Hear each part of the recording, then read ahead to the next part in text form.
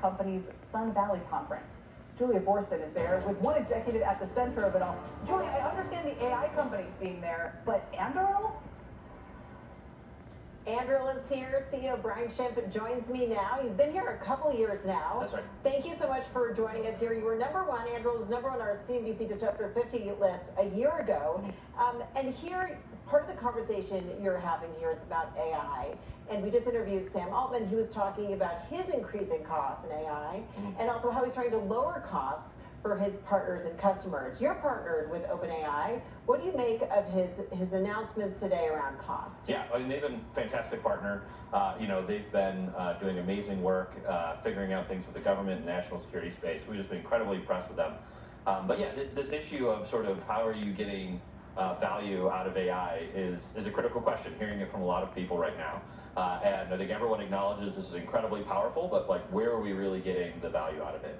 And this cost dimension really matters. So I think OpenAI making the first move to really start to look at how to do this more efficiently is going to be extremely impactful in the market. Makes a big deal to us. And especially as we're proliferating in the company, it's going to be a huge impact. So how does the news out today impact your path to profitability? You just raised $5 billion at a $60 billion valuation in May. What's your path to profitability? Yeah, so the reality is rapidly scaling a hardware company is extremely expensive, right? And we're growing production something like, last year to this year was something about a 5 or 8x increase in production revenue.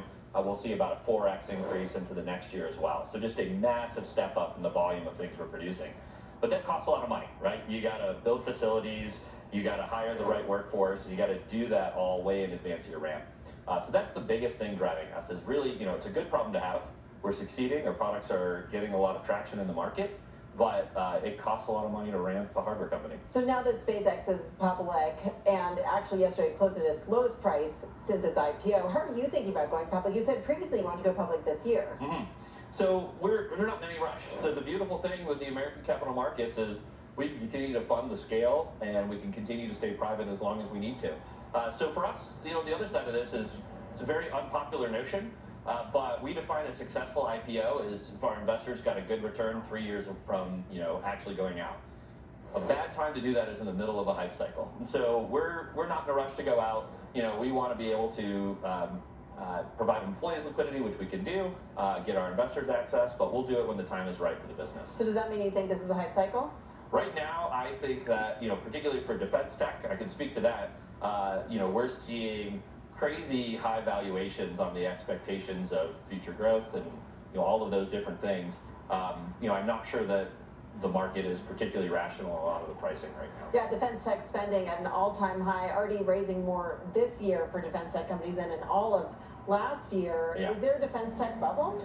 I think there's a lot of companies trying to rush in, which I think is a great thing, right? Like, the world needs to get the right technology to actually provide safety and security. But I think the reality is it's incredibly hard to scale companies successfully in this space.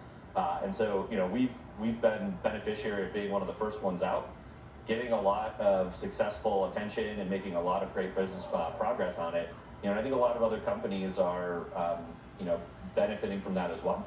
But yeah, I do think a lot of companies are dangerously leading into overvalued territory in a way that could backfire on them. There's been a lot of talk about China's military modernization, also the advancement that there's been in terms of China's models, AI models. How concerned are you when you look at the kind of threat that could pose to your companies and your customers? Yeah. So the China threat is, fairly significant in the sense that, there has not been, even during the Cold War, the technological prowess of the Soviet Union was very good, but it's nowhere near to what we're seeing with China today. And the industrial capacity and the economic scale that they have is massive. So I think the U.S. really relies on this notion that we were always the sort of economic power in this, right? And beyond just the military power, and was able to kind of stabilize the world in that regard. When you enter a world where there isn't a clear hegemon, there isn't a clear leader on this, and the U.S. has historically been favored, rule of law and a stable system. That's the biggest thing I worry about, right? Like, people forget that before World War II, you couldn't do international commerce because you couldn't reliably ship things on the open seas. I think people forget that, we've entered into this very long period of a very stable world, And so many places around the world, things are getting less stable. And I think that is not a good thing for the world. I think the U.S. being a clear leader and driving the allies around it was a good thing. And having that uncertainty in the world is not net good. Well, unfortunately, we have to leave it on that negative note of this uncertainty that the world is facing now. I know it's a topic you're going to be discussing with a lot of the other CEOs here at the Allen & Company Conference. Brian Schick, CEO of Anduril, thanks so much for joining us here today. Guys, I'll toss it back to over to you.